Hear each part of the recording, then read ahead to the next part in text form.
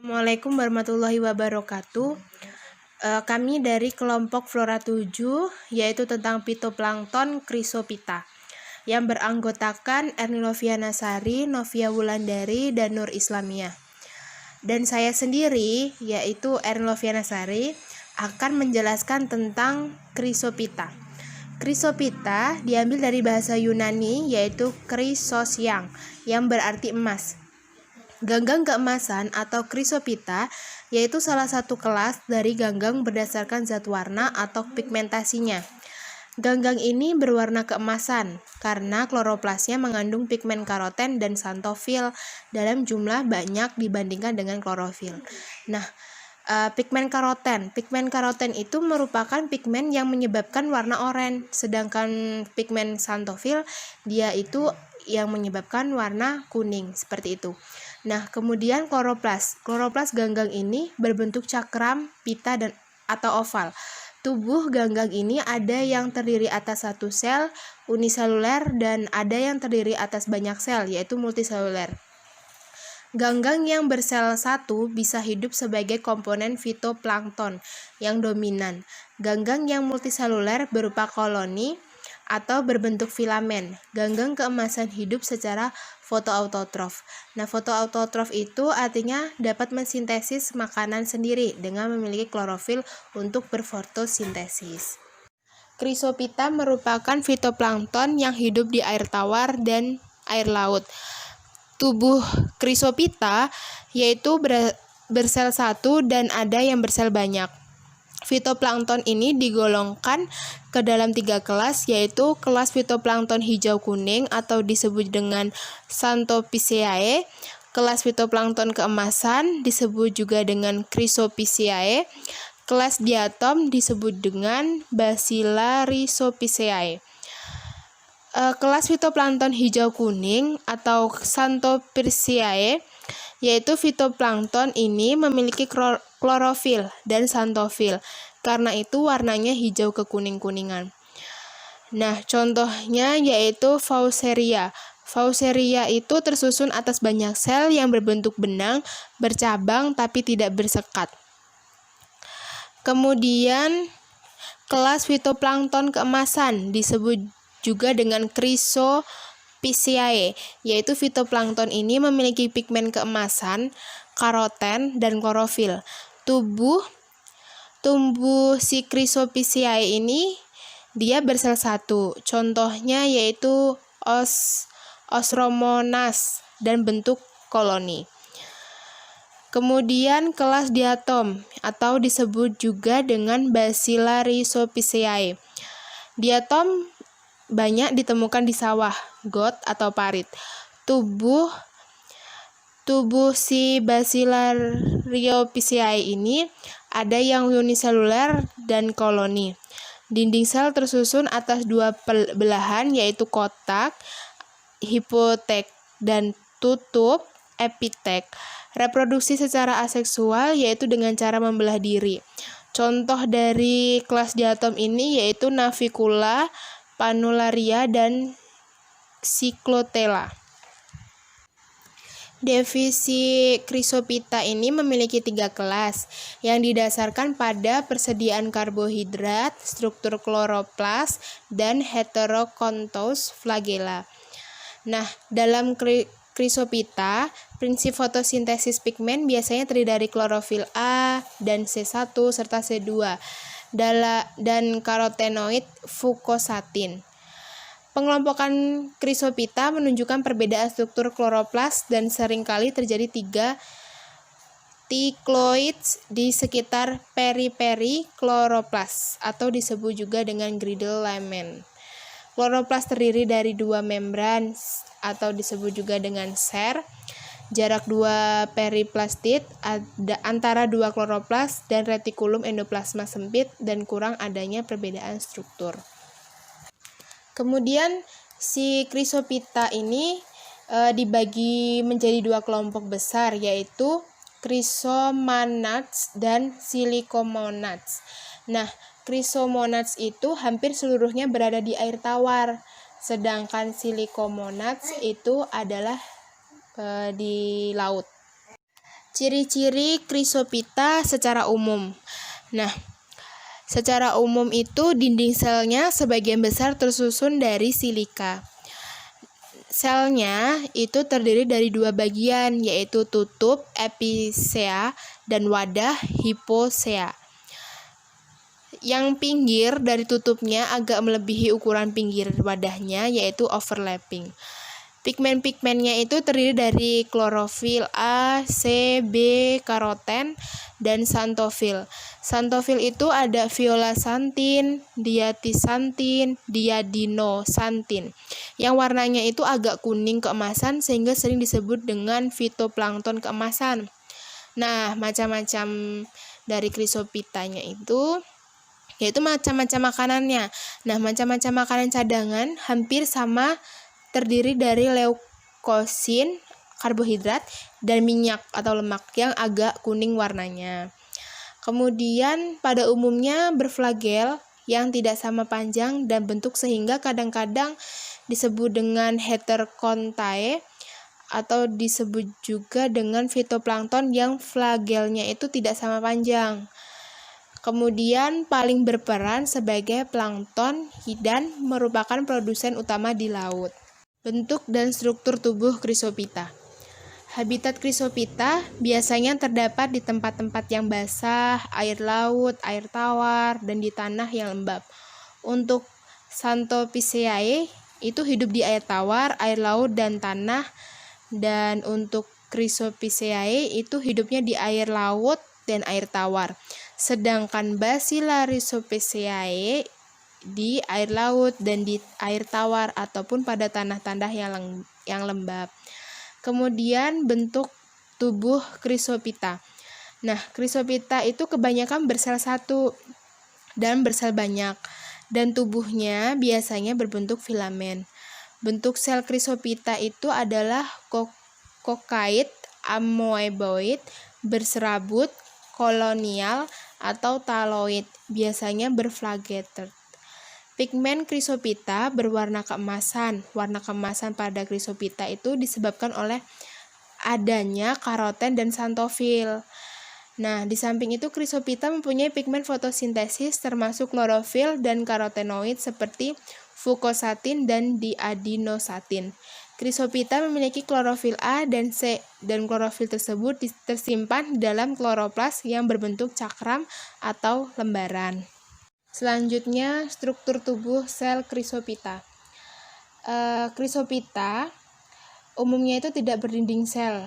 Bila ada dinding selnya, maka terdiri dari lorica, contohnya itu dinobrion dan caprion, atau tersusun dari lempengan silikon, contohnya itu sinura dan malomonas, atau tersusun dari cakram kalsium karbonat, contohnya itu Syracophospora.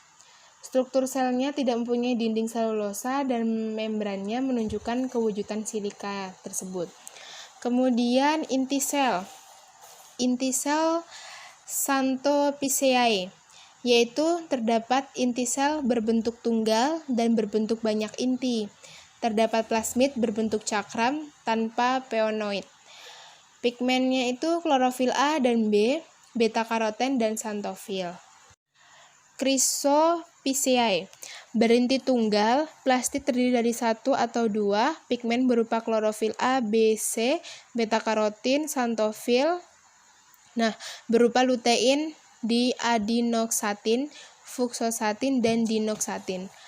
Kemudian Basilariopiceae, yaitu berinti tunggal dan berinti diploid. Pigmen berupa klorofil A dan C, beta karotin, xanthofil.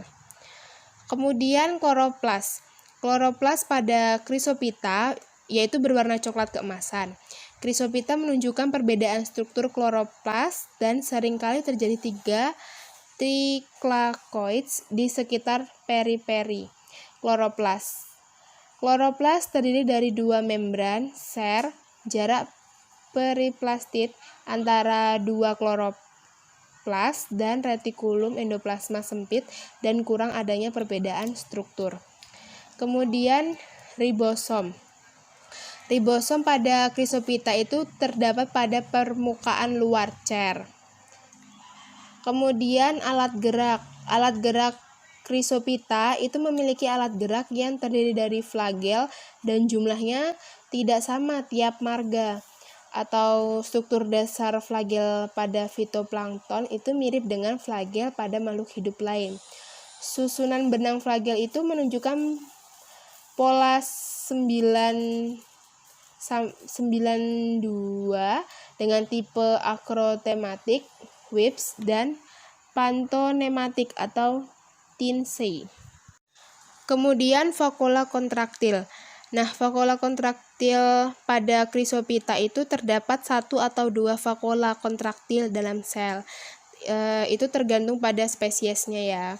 Nah, yang terletak dekat dasar dari flagelnya. Nah, masing-masing vakula kontraktil itu terdiri atas vesikel kecil yang berdenyut dengan interval yang teratur, mengeluarkan isinya dari sel. Vakula kontraktil yang terdapat pada alga yang berflagel fungsi utamanya yaitu osmoregulator.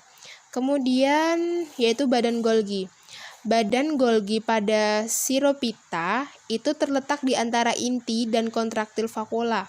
Badan Golgi adalah organel yang terdapat pada sel eukariotik, baik hewan maupun tumbuhan, yang strukturnya itu terdiri dari tumbuhan vesikel bentuk cakram atau kantung. Kemudian nukleus dan kloroplas dihubungkan oleh membran kloroplas ER yang mana berhubungan dengan pembungkus inti. Selanjutnya yaitu cadangan makanan.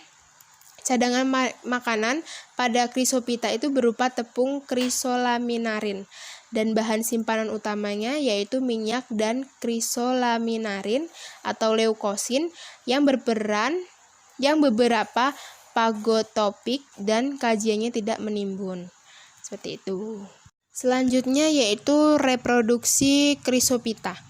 Nah, menurut Gembong 7 Suepomo 94, reproduksi dari Chrysopita itu ada 2, yaitu aseksual dan seksual. Nah, reproduksi aseksual pada genre yang imobil mungkin menggunakan spora berflagel atau spora tidak berflagel. Sedangkan reproduksi seksual biasanya isogamus melalui penyatuan gamet berflagel atau tidak berflagel, tetapi juga anisogamus atau oogamus. Kemudian apa sih anisogamus dan oogamus? Nah, anisogamus itu dia itu dapat dibedakan dari gamet jantan dan betina, yaitu sperma dan sel telur dan gamet betina itu lebih besar dari gamet jantan dan dapat ditunjukkan dengan alga hijau tertentu dan alga merah. Kemudian oogamus sendiri yaitu dia itu dapat terjadi peleburan sel telur besar yang imotil dengan sel sperma kecil dan motil untuk menghasilkan zigot. Dan sebagian besar gametnya itu hanya berbeda di ukurannya saja. Selanjutnya yaitu klasifikasi Chrysopita. Nah, Chrysopita atau disebut juga dengan fitoplankton emas. Nah, domainnya itu eukariota, kingdom Chloramyolata, divisinya Heteroconthopita, kelasnya itu Chrysopita. Nah, Chrysopita itu dapat diklasifikasikan menjadi 3 kelas, yaitu yang pertama kelas fitoplankton hijau kuning atau disebut juga dengan Xanthophyceae, yang kedua itu kelas fitoplankton keemasan atau disebut juga dengan Chrysophyceae, dan yang ketiga itu kelas diatom atau disebut juga dengan Bacillariophyceae. Saya Novia Wulandari dari kelas 7A akan melanjutkan materi dari Mbak Erni. Yang selanjutnya ada kelas fitoplankton hijau kuning atau Xanthophycea. Fitoplankton ini memiliki klorofil atau pigmen hijau dan xanthofil atau pigmen kuning. Karena itu warnanya hijau kekuning-kuningan. Fitoplankton ini banyak ditemukan hidup di air tawar dan air laut. Susunan tubuhnya memiliki 3 bentuk, berbentuk sel tunggal atau botryoidopsis, bentuk filamen atau tribonema, yang terakhir bentuk tubular, contohnya Fouceria. Umumnya, fitoplankton ini tidak memiliki dinding sel. Bila memiliki dinding sel, biasanya terdiri dari pektin dan silika. Terdiri dari 2 bagian yang saling menutupi, seperti halnya pada Tribonema sp. Fitoplankton jenis ini memiliki alat gerak yang berupa 2 buah flagela yang tidak sama panjangnya. Satu bagian terletak di ujung atau apikal dan bagian lainnya terletak pada bagian anteriornya. Cadangan makanan berupa chrysoliminarin yaitu lutein. Kelas fitoplankton keemasan atau Chrysophyceae.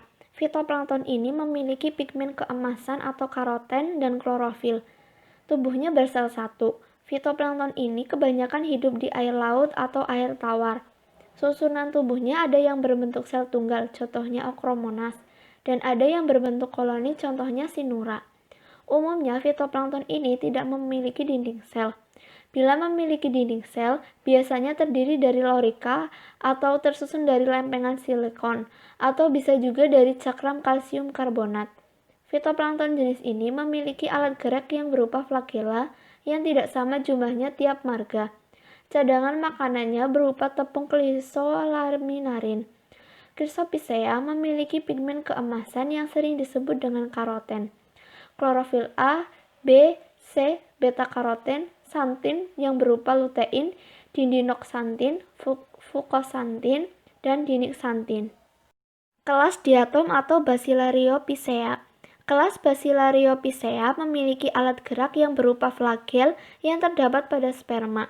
Inti sel berinti tunggal dan berinti diploid. Kelas Bacillariophyceae disebut juga kelas diatom. Diatom banyak ditemukan di sawah, got, atau parit. Tubuh ada yang uniseluler dan koloni. Dinding sel tersusun atas dua belahan yaitu kotak atau hipoteka dan tutup epiteka. Reproduksi secara aseksual yaitu dengan cara membelah diri. Fitoplankton ini banyak ditemukan hidup di air tawar dan air laut. Susunan tubuhnya ada yang berbentuk sel tunggal dan ada juga yang berbentuk koloni dengan bentuk tubuh simetri bilateral atau penals dan simetri radial atau sentral. Terdapat dinding sel yang disebut frustula yang tersusun dari bagian dasar yang dinamakan hipoteka dan bagian tutup dinamakan epiteka. Juga sabuk atau singulum.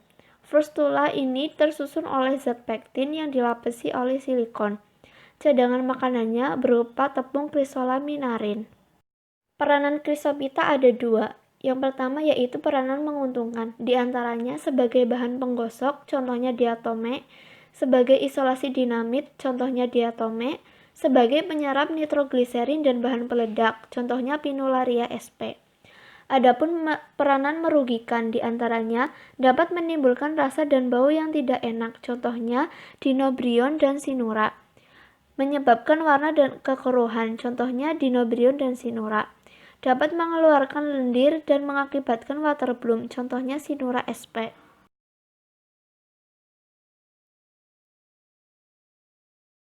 Assalamualaikum, saya Nur Islamiyah dari Farmasi 7B. Di sini saya akan coba menjelaskan review jurnal hasil diskusi kami. Untuk pendahuluannya, jadi spesies oksigen reaktif atau ROS seperti hidrogen peroksida, anion superoksida, dan radikal hidroksil menjadi salah satu faktor penyebab utama oksidasi biomolekuler. Jadi mereka itu dapat menyebabkan beberapa kerusakan pada struktur sel dan juga berkontribusi terhadap peroksidasi lipid. Peroksidasi lipid ini adalah reaksi yang terjadi antara radikal bebas dengan asam lemak tak jenuh yang mengandung sedikitnya 3 ikatan rangkap.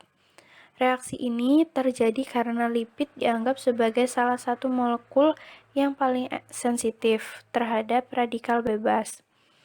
Nah, selain berkontribusi terhadap peroksidasi lipid, juga berkontribusi dalam pembentukan DNA tambahan yang menyebabkan mutasi yang memicu kanker atau kematian sel. Antioksidan diduga efektif dalam melindungi organisme hidup terhadap kerusakan oksidatif yang disebabkan oleh ROS itu sendiri.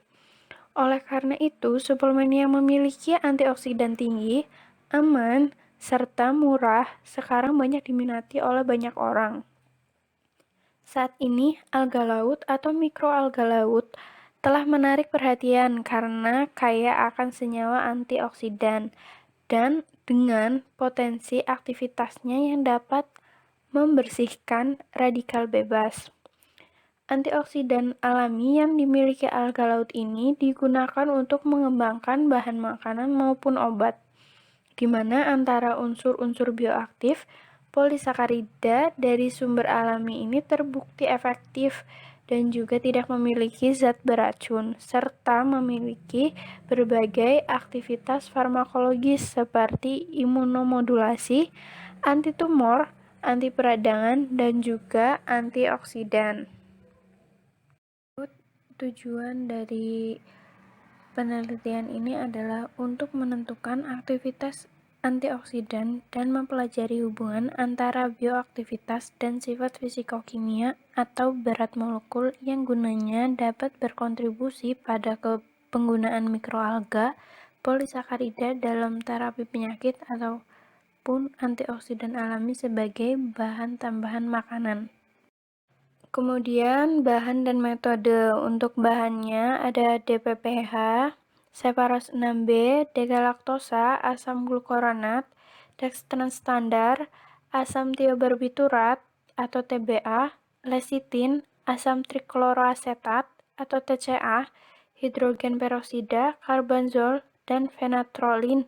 Semua bahan kimia dan pereaksi yang digunakan ini memiliki tingkat analitis.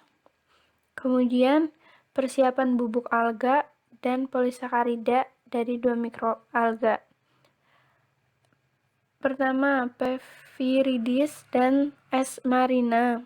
Sel Geithler disiapkan. Kemudian, sel dikultur dalam medium suspensi dikumpulkan dengan sentrifugasi pada 4000 rpm selama 15 menit. Selanjutnya, sedimen dikeringkan dengan vakum selama 48 jam untuk mendapatkan bubuk alga. Bubuk mikroalga diekstraksi dengan 5 volume air suling.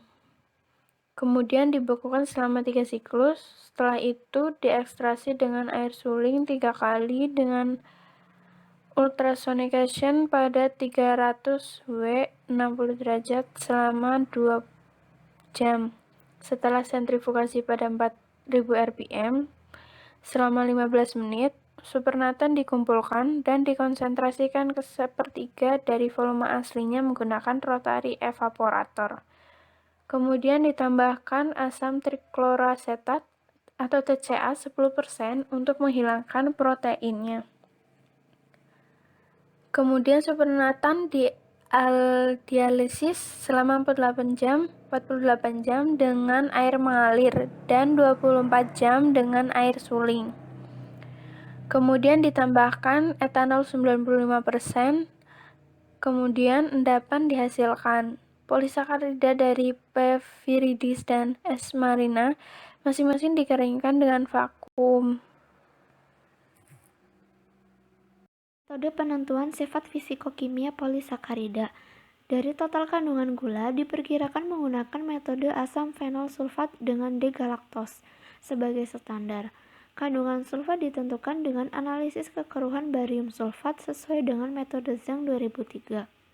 Kandungan asam uronat diukur dengan metode asam karbazol sulfat menggunakan asam glukoronat sebagai standar. Komponen monosakarida ditentukan oleh kromatografi gas menggunakan Agilent 6820 yang dilengkapi dengan detektor ionisasi api dan kolom kapiler SL54. Nitrogen digunakan sebagai gas pembawa yang digunakan pada laju aliran 2,2 mili per menit. Turunan monosakarida dibuat dalam aldonitril asetat. Rata-rata polisakarida diukur dengan kromatografi permeasi gel berkinerja tinggi menggunakan 2 jenis kolom secara seri dalam Agilent 1100 LC yang dilengkapi dengan detektor UV dan detektor indeks bias. Penentuan sifat fisikokimia polisakarida. Untuk melihat total gula, digunakan metode asam fenol sulfat dengan degalaktosa. sebagai standar. Kandungan sulfat ditentukan dengan analisis kekeruhan barium sulfat sesuai dengan metode Zhang. Kandungan asam uronat diukur dengan metode asam karbazol sulfat menggunakan asam glukuronat sebagai standar. Komponen monosakarida ditentukan oleh kromatografi gas atau GC menggunakan ethylene 6820 yang dilengkapi dengan detektor ionisasi api dan kolom kapiler. Kemudian rata-rata polisakarida diukur dengan kromatografi permeasi gel berkinerja tinggi menggunakan dua jenis kolom secara seri dalam Agilent 1100 LC yang dilengkapi dengan detektor ultraviolet atau UV dan detektor indeks bias.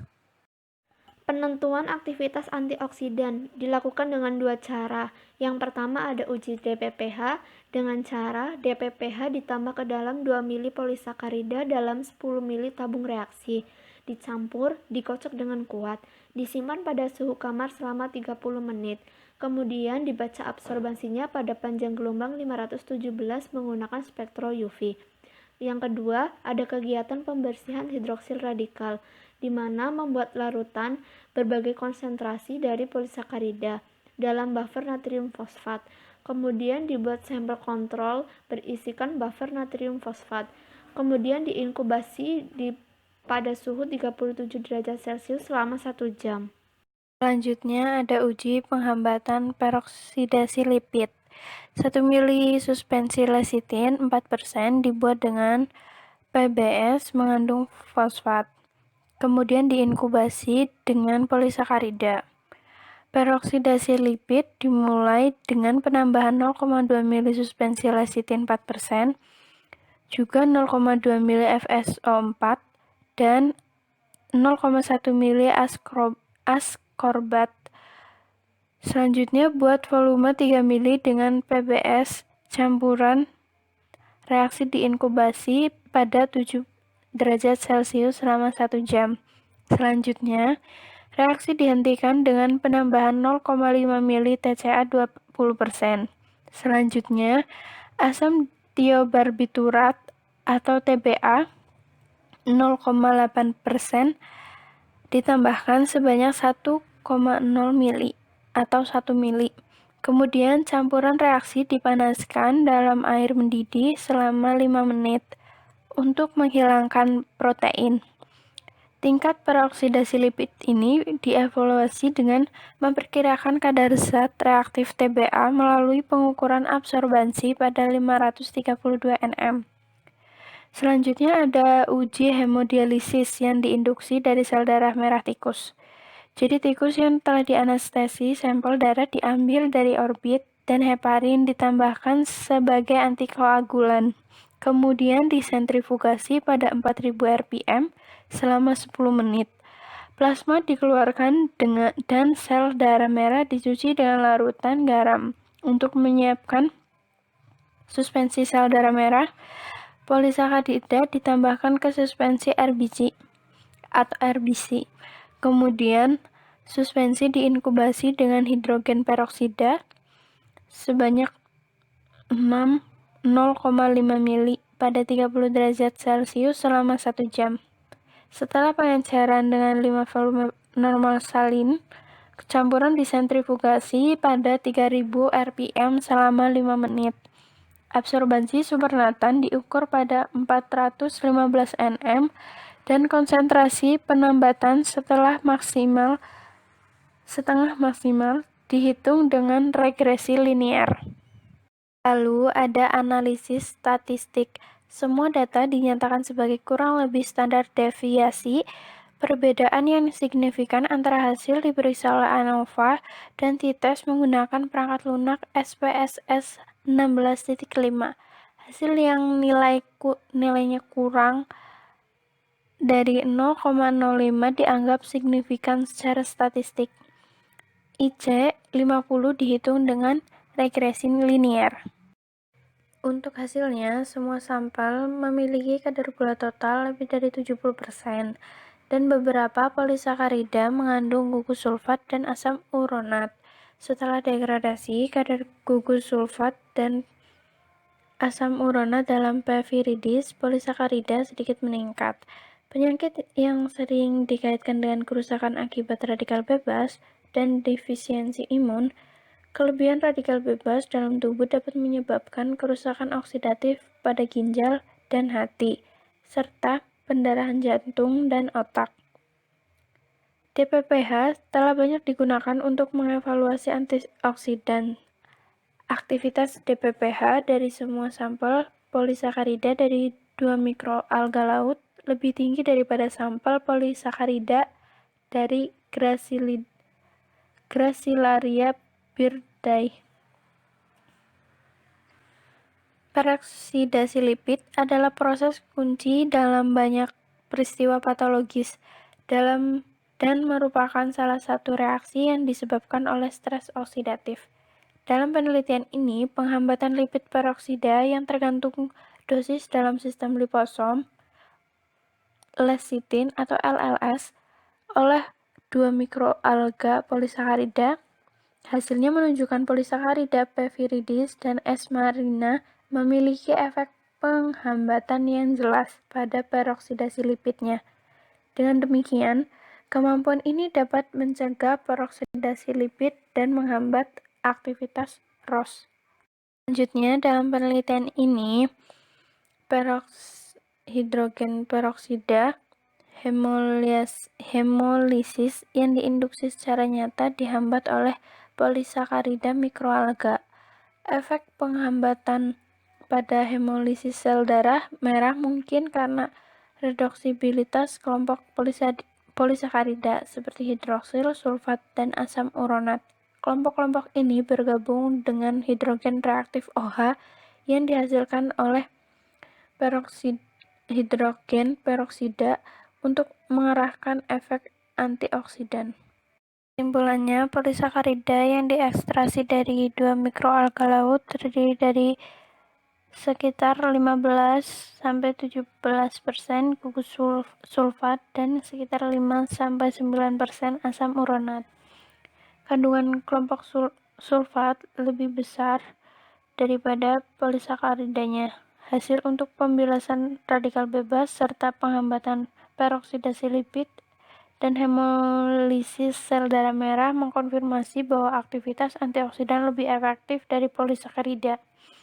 Penelitian ini menyeratkan bahwa polisakarida dari mikroalga laut yang telah diekstraksi dapat memberikan manfaat antioksidan yang cukup besar untuk menjaga kesehatan. Oleh karena itu, senyawa ini menjanjikan antioksidan potensial untuk industri makanan atau farmasi.